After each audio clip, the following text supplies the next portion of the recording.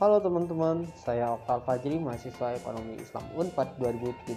Di sini saya ingin sedikit membahas mengenai bagaimana sih sejarah masuknya Islam ke wilayah Minangkabau atau Sumatera Barat. Berikut ceritanya. Sejarah masuknya agama Islam ke Minangkabau. Para ahli sejarah sampai saat sekarang ini belum menentukan waktu yang tepat soal masuknya agama Islam ke Minangkabau. Hal ini terutama karena belum ditemukannya bukti-bukti sejarah tertulis di Minangkabau yang menerangkan tentang hal ini. Hamka pada tahun 1976 dalam bukunya yang berjudul Sejarah Umat Islam 4 mengatakan bahwa pada tahun 684 Masehi sudah didapati orang Arab di Minangkabau. Hal ini berarti bahwa 40 tahun setelah Nabi Muhammad SAW wafat, orang Arab sudah mempunyai perkampungan di Minangkabau. Sehubungan dengan itu, Hamka memperkirakan kata Pariaman, yaitu nama kota yang ada di pesisir barat Minangkabau, berasal dari kata Bari Aman, yang berarti tanah daratan yang aman dan sentosa. Sejalan dengan itu, M.D. Mansur pada tahun 1970 dengan bukunya yang berjudul Sejarah Minangkabau juga menyimpulkan bahwa pada abad ke-7 agama Islam sudah dikenal di Minangkabau bagian timur. Mengingat pada masa itu telah ada hubungan dagang antara Cina di Asia Timur dan Arab di Asia Barat melalui Selat Malaka. Dan Burhanuddin Dayah dengan bukunya yang berjudul Gerakan Pembaharuan Pemikiran Islam, khusus Sumatera Tawalib pada tahun 1995, tampaknya setuju dengan pendapat ini. Ia menuliskan bahwa Selat Melaka sudah dilalui oleh pedagang-pedagang Muslim dalam pelayaran mereka ke Asia Tenggara dan Asia Timur pada abad ke-7 dan ke-8. Dan beliau juga menduga bahwa pada sekitar abad tersebut sudah ada masyarakat Islam di Sumatera.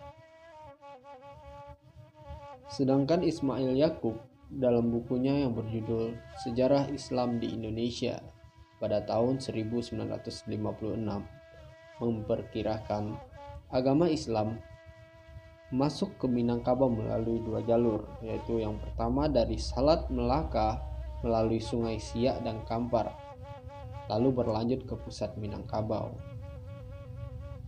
Pada zaman kebesaran Malaka, sudah ada raja Islam di Kampar dan Indagiri. Dari sinilah masuknya agama Islam ke Minangkabau bagian timur dan seterusnya berkembang ke pedalaman Minangkabau.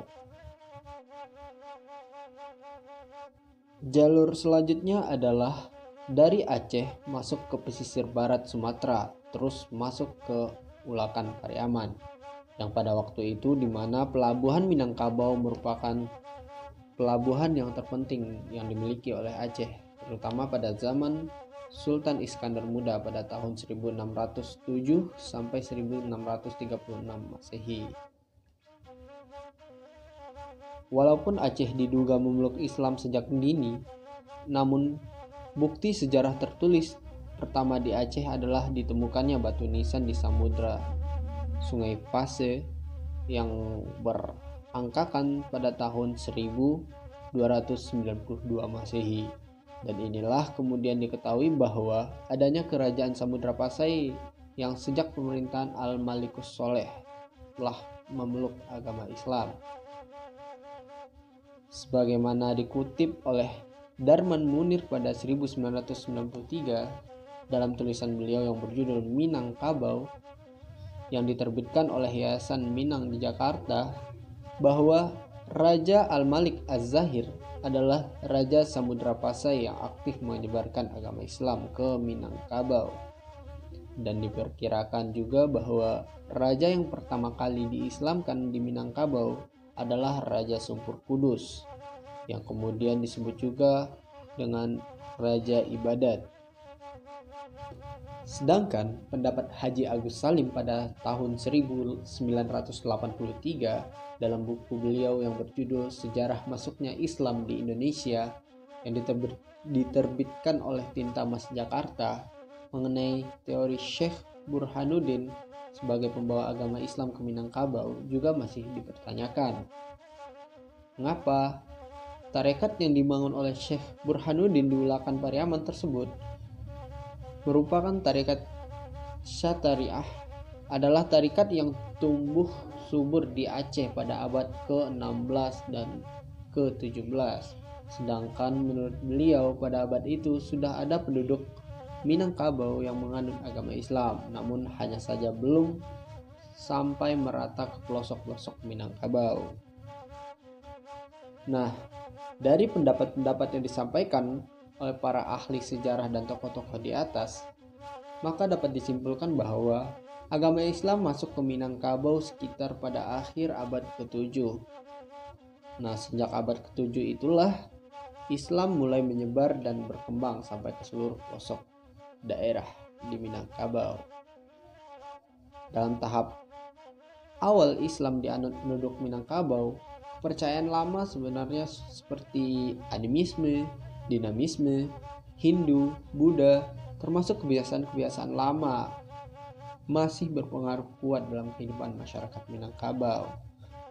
Karena itulah sebabnya pada abad ke-19 lahirlah gerakan kemurnian Islam yang dilakukan oleh kaum Padri. Jadi, apakah Islam masuk ke Minangkabau pada abad ke-7 ataupun abad ke-16? Sebenarnya itu tidak terlalu penting. Yang terpenting adalah sejauh mana kita mengamalkan ajaran agama Islam pada kehidupan kita sekarang ini.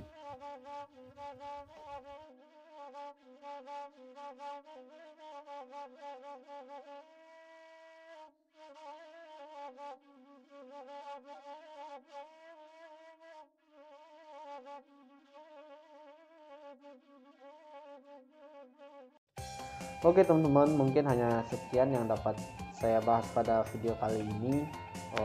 Untuk lebih jelasnya teman-teman bisa baca-baca sendiri dari sumber-sumber yang terpercaya bagaimana sejarah masuknya Islam ke wilayah Minangkabau.